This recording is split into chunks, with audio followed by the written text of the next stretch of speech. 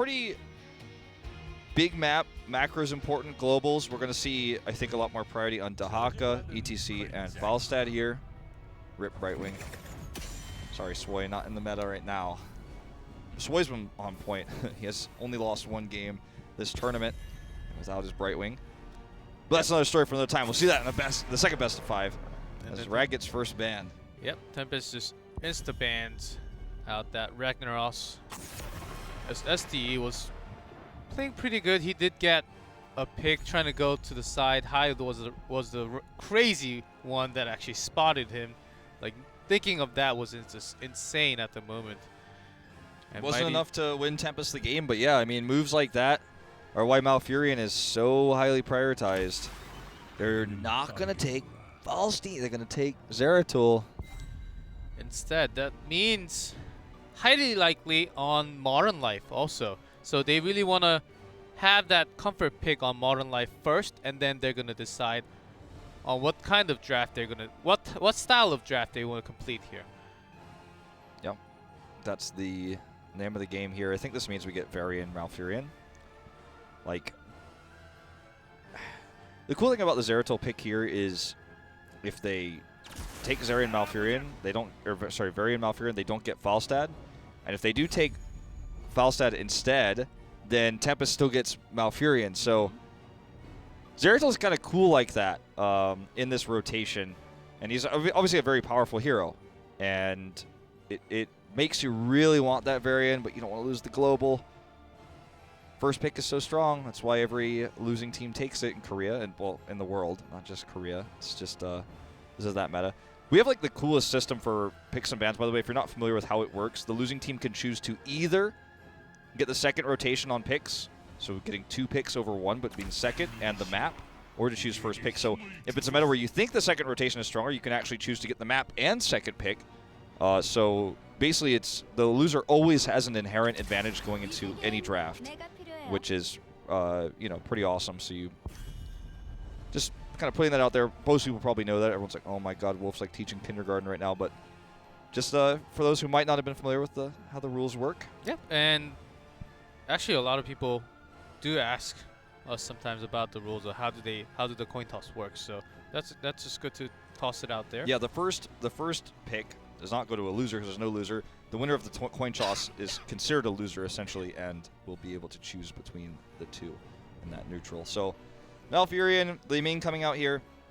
Li Ming actually pairs quite well with Void Prison, and Malfurion, we talked about how if you take Falstad, it gives Malfurion to Tempest.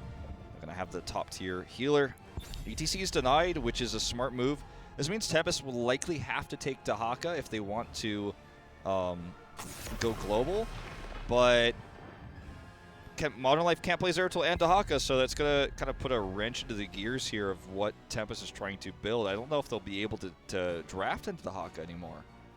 We'll see. Sign can still play a lot of frontliners, so I'm pretty sure that Sign can make up for it.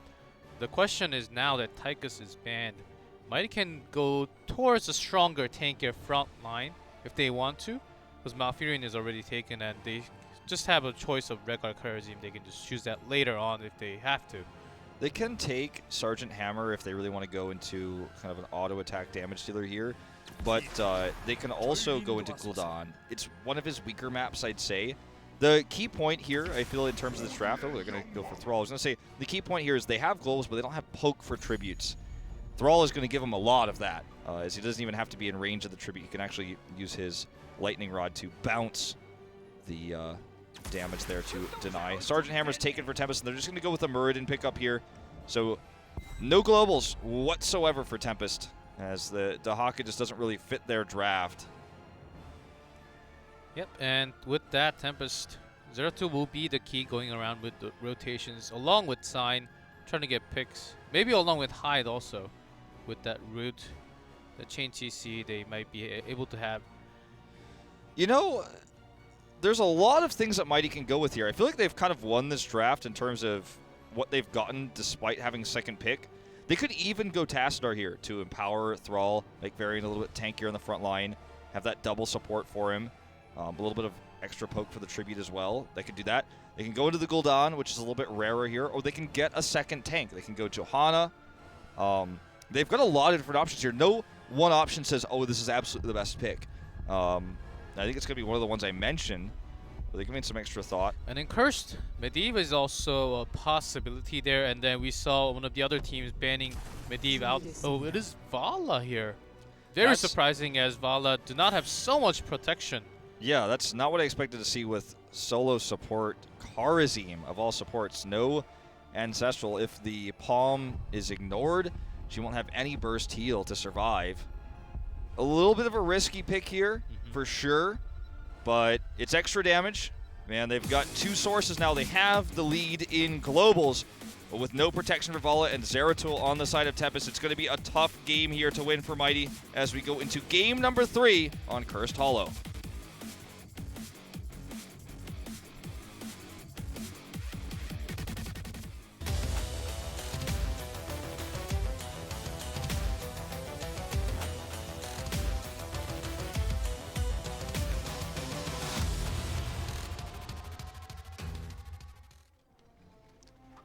Men in blue, Mighty. Joker on Varian, Sands on Thrall, Magi on Falstad, Nasong on Kharazim, and SDE on Vala. So Magi gets to show his Falstad. It's been a little while, but at the beginning of the season, he was killing it. And in red, Team Tempest hide on Malfurion, Duck on Sergeant Hammer, Lockdown on Leeming, Sign on Muradin, Modern Life on Zeratul. Game 3. Tempest does have that big engaging, especially from Sign, Dwarf tossing in from the side. So Vala can stop the initial CC, and damage gets bursted out from Tempest for a second with that Rain of Vengeance. That is a possibility, but once she is hit by that Stone Bolt, I think that's going to be, like, she's going to be gone at that moment. GG, essentially, for Vala. Not good game. They're playing in the second best. This scouting drone that Hyde has here makes this pressure a lot safer. They also have vision now, of course, after the initial poke here of the Falstad in mid, Varian in bot. So we're having this tri-lane swap where tri-lane goes top and the solo lane ends up in the bottom for the time being. And Mighty does not have the best wave clear at top, so the Sergeant Hammer is just on that siege mode, attacking this entire time. Yes, total safety, but here comes... Oh man, that timing to actually knock away there. They're going to turn this around. They're going to get the kill on Nasong. And Lockdown's like, yeah, with that reset, I'll just chunk you down, force SDE to use Fountain, and they're going to kill that second cannon tower. It's going to push them to level 3. Modern Life's going to have a frustrating matchup down here in the bot lane against Joker, but they can actually now lane swap back after this engage, depending on how this goes. Yep, look, already the Hearth back. I think they'll probably switch after getting this healing well. Then they can send Modern Life top and just kind of switch this game around and then basically try to do what they've already done in the top lane in the bot. As I say that, though, even though we had Hyde go home, they just really want to stay up top. They don't want to lose any EXP during that swap. They still have the scouting drone available right below them, as you can see on the minimap. This is one of the things that Sergeant Hammer is really good on, sieging and pushing. If you have the wave clear, and then if your opponent actually does not have the wave clear, the wave just forces out so far and into the siege mode. They already have over a half-level lead just because of that. And Magi gets nearly taken out. That was very close. With a Stormbolt there, he dies 100%, so that was pretty close.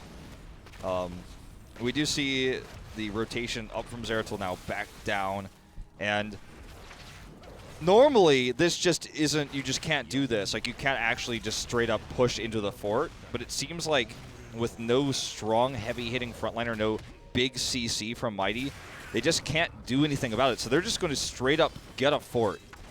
Oh. Normally you get the wall with this and you eventually get to this point where you can't push it any further, but they're just straight up going to get a fort. Yep, and that Stonebolt to stop Joker from coming in. Sign says no way. And just so safe. They actually tried to gank. They had 4 over there. First tribute going to Mighty, as Tempest does not contest anything for it. Just they have over a level lead already. They don't even care about it. They don't care about it. It was really unlucky spawning for them. In Venom, Thrall. He's also gone block here, so we didn't really talk about this at all because I just simply didn't look at it because I assumed there's one build to rule them all for Thrall as it generally goes, but in Venom, definitely going to make it a little bit tougher for Zeratul, especially to really get in the line. here's that lane swap I was talking about. They had the tri-lane, top lane, killed a fort. They're just going to move that pressure mid lane now. And it just seems like Mighty is unable to deal with this because they don't have hard CC. They don't have an ETC, for example. They don't have Muradin. And they're actually have kind of abandoned the bottom lane now as well to try to stop this. They fail.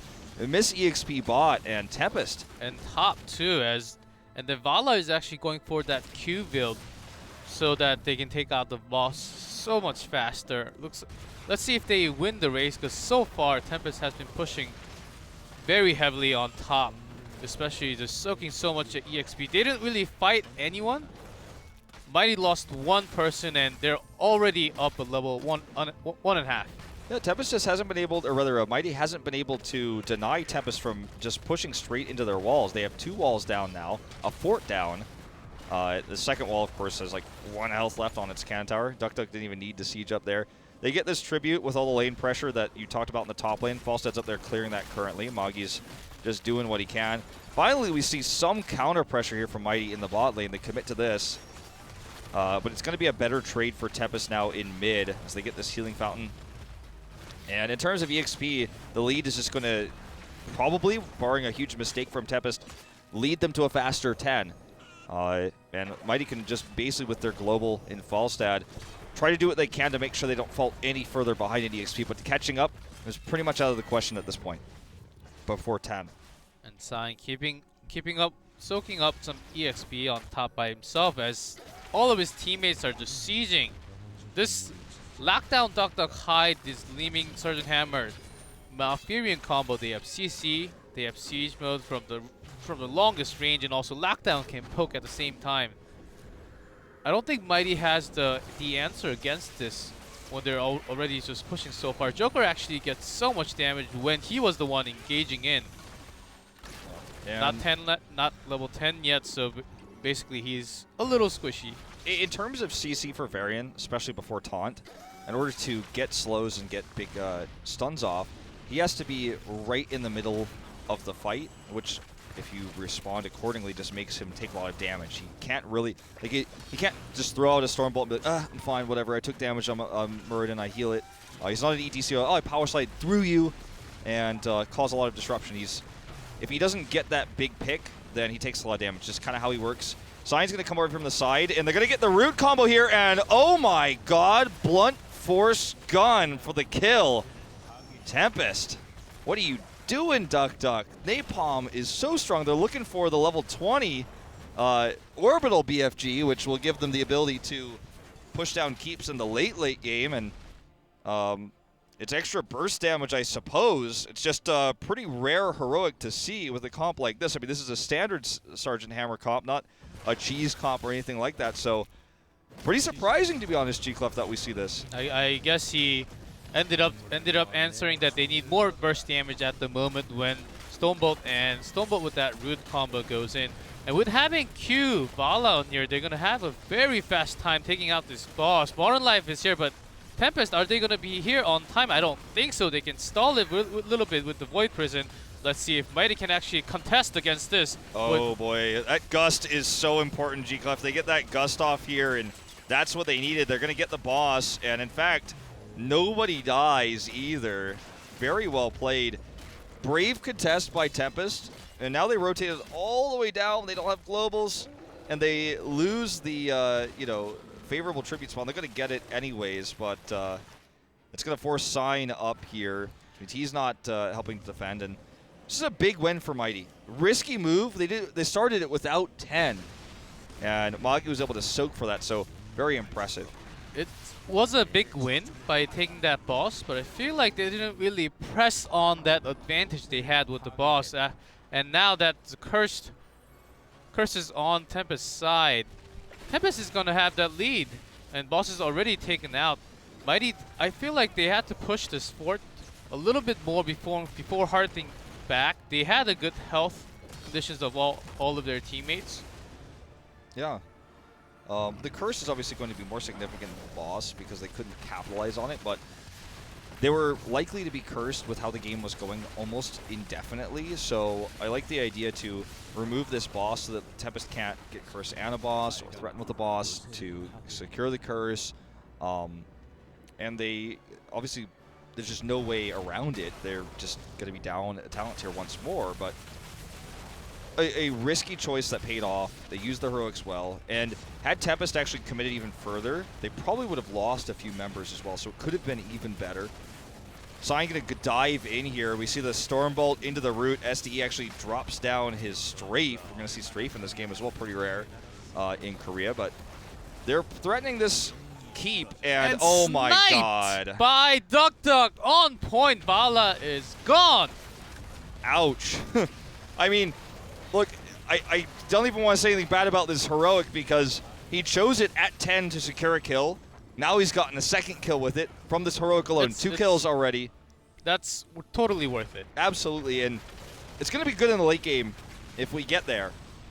If we get to 20. And especially since Tempest has pushed the entire keep on the bot and pushed so far onto the top too. Yeah. Mighty's going to have a hard time sieging against them. It's going to be really tough, and Duck has reduced thruster cooldown on 7, so he can kind of position himself aggressively at the front more often because he's going to have those thrusters more often. He can also roam around the map a lot faster. And basically what we're seeing Tempest do is kind of death bally. You know, they're just kind of roaming as 5 and just plowing through whatever they encounter. It means that they don't end up with a massive EXP lead. They're still ahead, obviously, but they don't end up with a massive EXP lead. They end up with a massive structure lead. They've killed the keep in bot super early, which has been the name of the game for Tempest.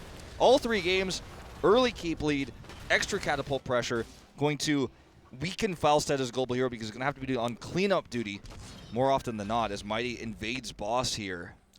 And now they know the positioning of Tempest coming up because they just took the camp.